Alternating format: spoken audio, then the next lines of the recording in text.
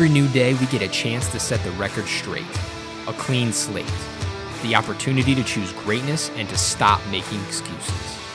Motivation is cheap, discipline is difficult, but discipline gets results. Your mindset matters. My name is Myles Biggs, and this is Relish the Journey. So today I want to break down a question I get asked quite a bit. It seems like anytime I sign up for a speaking thing, if I'm on a panel, if I'm giving a guest lecture for a college, if I'm giving a keynote someplace, right? There's always an open Q&A, which I love because I feel like that's where people get the most value, is when you can answer their direct questions. People always ask some variation of this. It's this line of questioning. It's, when do you go to bed at night? When do you wake up in the morning?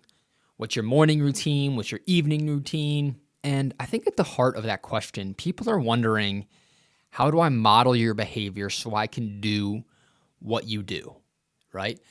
And before I get into what time I go to bed and wake up, I think I just need to answer that head on is, you cannot do what I do, okay? And I do not mean that arrogantly, okay? You should do more than I do. What I mean by you can't do what I do is it's what I do, okay? The way I do it and what I get out of it is unique to me.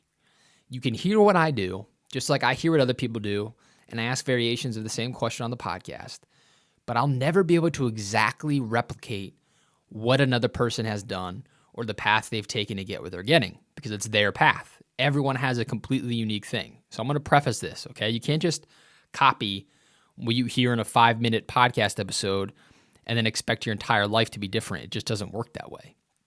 So that's my buffer, my PSA here at the beginning, is you can't totally replicate what I've done and expect to get overnight results, okay? Anyway, enough of that. Okay, so what time do I go to bed at night? What time do I wake up in the morning? The bed thing varies, right? It depends on what I got going on in the evenings. And so I can't give you an exact time, but what I will say is sleep is incredibly important. Prioritize sleep. And no matter how much sleep you get, try to make it really good sleep, okay? A deep sleep. And I found sleep meditations to be a huge part of this for me. And you've heard me talk about meditation in previous episodes, but there are sleep meditations that I use on the app Insight Timer that really help me cycle my brain down from a creative standpoint or a work mode and just relax and go to bed. So I'm not in my bed on my phone. I'm in my bed just inside my head, and I can go to bed. Okay, from there I get up every morning around 5 a.m.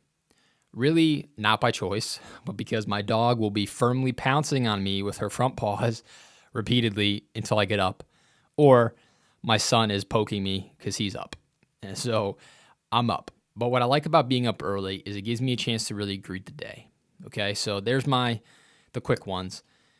Bed and waking up. And I like waking up early because I get to hang out with my son first off. So to make sure that I can hang out with my son and not be running around frantic. When it comes to that routine side of the question, I'm a firm believer that your morning, like tomorrow morning starts tonight. I guess that's the best way to say it. Your next day starts in the day you're currently in. So my morning routine really isn't my morning routine. It's the day before routine. So when I get home from work, I take my gym bag out of my car, take my work bag out of my car, empty all my stuff out of my car. I immediately make my lunch for the next day and put it in the fridge. I set up the coffee pot on the timer for in the morning at 5:15. So while I'm up, by the time I get back in from bringing the dog in from going to the bathroom, my pot of coffee is ready. I have my breakfast laid out and ready to go for the next morning. I repack my gym bag, and then I put my gym bag, my change of clothes for work, and my shoes for work in my car already, along with my protein shake for after the gym. So that when I wake up in the morning, I don't have to think about what I'm wearing. I don't have to think about packing my gym bag, which means I'm going to the gym, which takes care of my mental health as much as it does my physical health. It's important for both.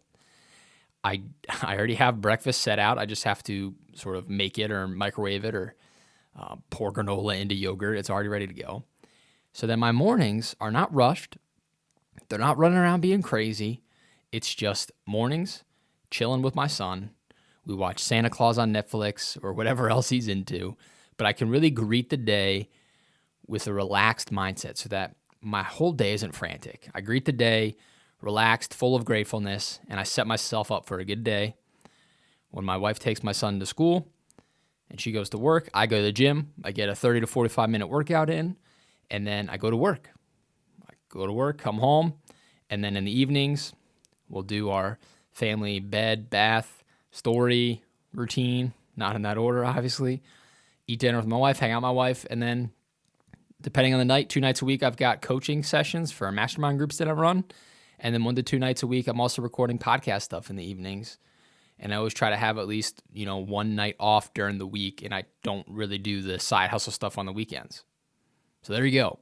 All that small, consistent action has built up to the TED Talk, writing a book, maintaining this podcast, growing this podcast, doing coaching stuff on the side, having extra clients on the side, and maintaining a healthy career during the day, and being a husband and a father. So it's just a lot of small efforts, small habits, and this was a curated thing for me.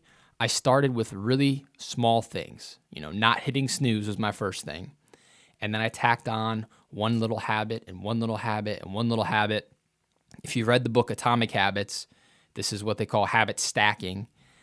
And so I didn't just go from zero to all that stuff I rattled off in one thing. It was about 6 months of me trying different things at different times and really tweaking the routine that worked well and where I could just enjoy the morning and not be frazzled. And I found that worked best for me. And so that's my approach to it. And so again, when I started this, I think people, when they ask these questions of folks, they want that silver bullet that they can just copy and then say they're good. And that just doesn't exist. You can't do what I do the way I do it because you're not me. I'm me. You have to do you. And whatever routine you come up with, make sure it's the best thing for you and you're not just trying to be a carbon copy of somebody else. So there it is, folks. I've been getting a lot of emails asking me this question. I failed to mention at the beginning. That's why I decided to make it one of this podcast. And the emails paired with the stuff I get at speaking things, I just felt the need to put it on record. So there's the Myles Biggs soapbox on bedtimes and wake-up times, and then morning and night routines. If you like this episode, share it with somebody you love, please. Help me grow this audience so we can reach more people and grow our tribe of travelers on this journey. And until next time, everybody, which will be this coming Thursday, 2 episodes every week, Monday and Thursday. So until that Thursday episode, cheers.